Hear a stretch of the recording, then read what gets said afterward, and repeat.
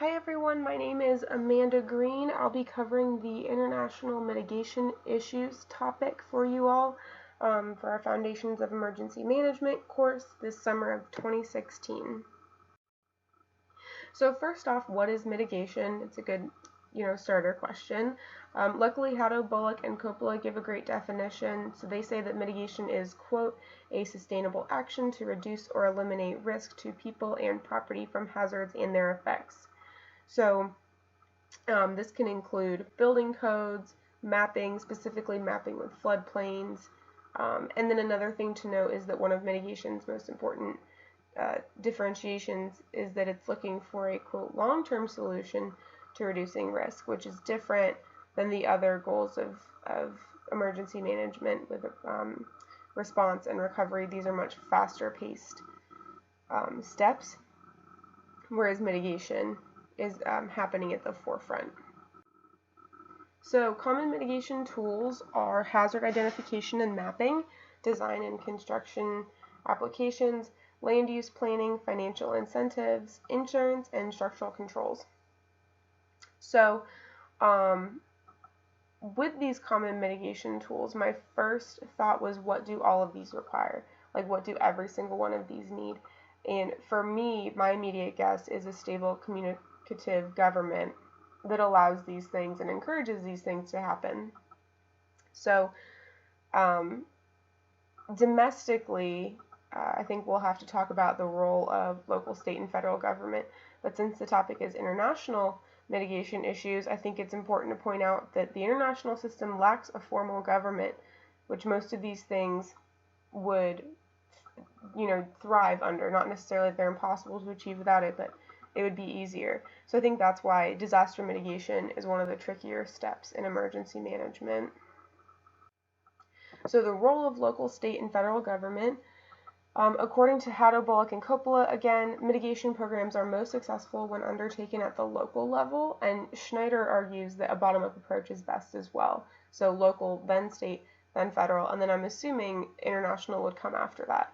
So I think mitigation, we've already said, is long-term, and internationally and domestically, political systems tend to be very short-sighted. They tend to want to see effects now. They want to see improvements, and that's just not always possible with mitigation. The hope is that you don't see anything happen. So also mitigation costs money in this immediate moment for things that have not yet happened, and I think that's hard for people to wrap their heads around.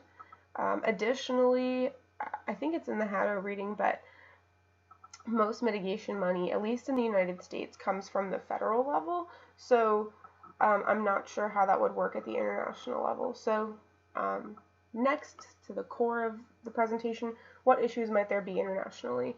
We're going to discuss 4 big ones, because that's all I have for today. So first, cultural differences.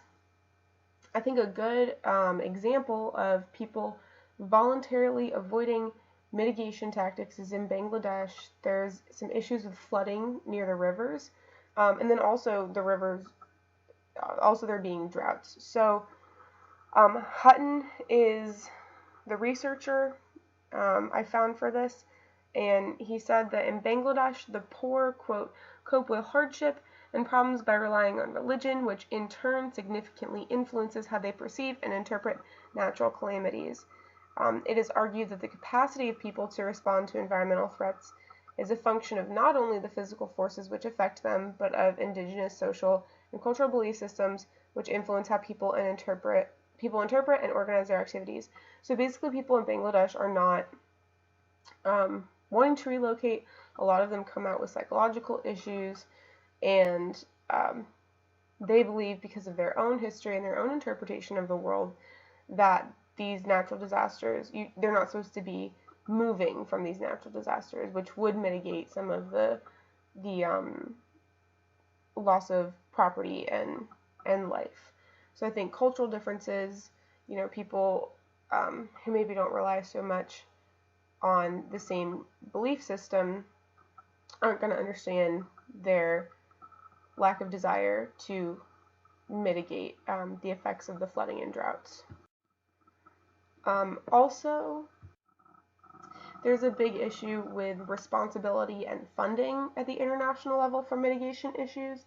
Um, Most importantly, whose job is it and who is going to pay for it? So in these categories include NGOs, the UN, the developed world, affected states, or is it all states? And I think I don't have an answer for this because I don't think anyone has a great answer for this because it appears anyway as if there's a mix of who's paying for mitigation techniques.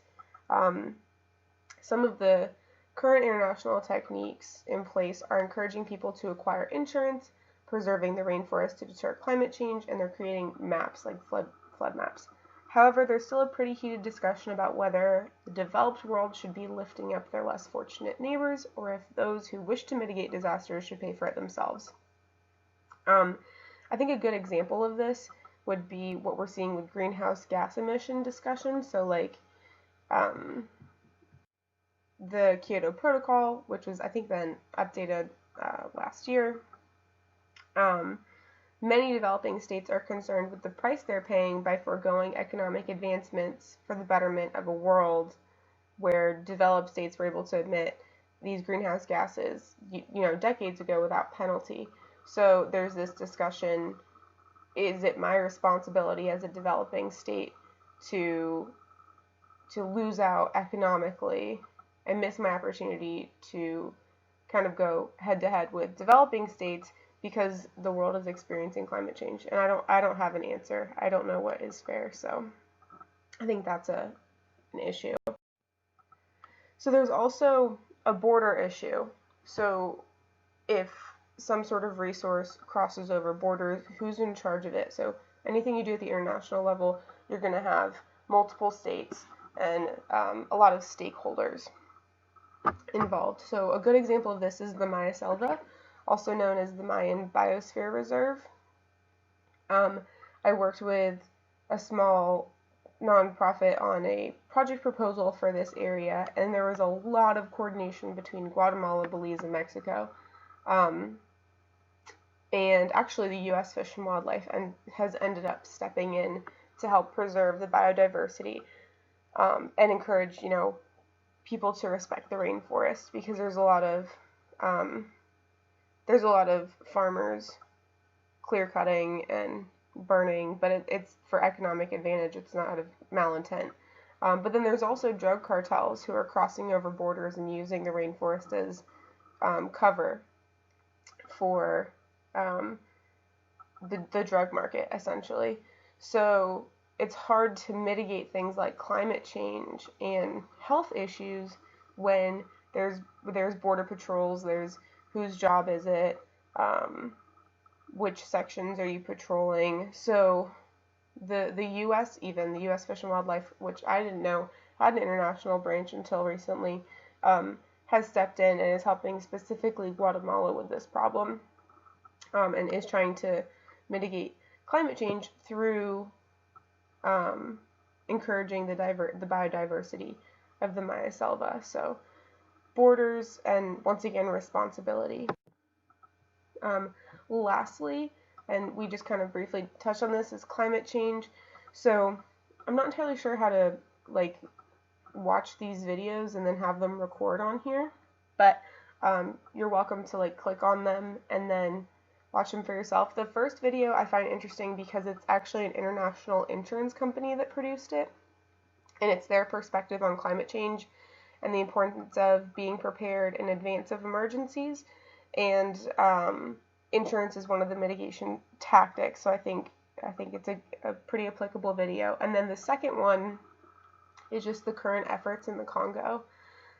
We discussed previously that some issues with mitigation stem from cultural differences, like in Bangladesh, but this is a kind of a counterexample that shows how dedicated people are to the betterment of their own communities and their land, which will hopefully in turn help to mitigate climate change effects. However, it's also clear from the video that that larger companies and NGOs need to step up and push big ag and big oil to get on board with implementing mitigation effects or mitigation tactics to make a real impact, because things like climate change, which is such an overarching term because it includes floods and droughts and extreme weather. And so those are a lot of the um, emergencies that we see. So there's also right before I get to the conclusion, I should mention there's so many other international mitigation issues. So there's terrorism, and like across borders, and there's um, technological disasters. But I chose to focus primarily on environmental ones just because it's what my own background is in. That's what I felt most comfortable relating the mitigation issues to. But I think the overall sentiment remains the same, that it's mostly about who's going to pay for it, whose responsibility is it, and what role do all the stakeholders play. So I think those remain true no matter what examples you use. So, in conclusion, mitigation is clearly one of the most important steps to ensuring future success in emergency management. However, without cooperation internationally, it will be very difficult to address international mitigation issues. For example, again, like climate change, but terrorism and so many others work here as well. And here are my references. Um, I think the Ashraf and the Mutton reports are really interesting if anyone was interested in reading them. They're available on the FSU library database.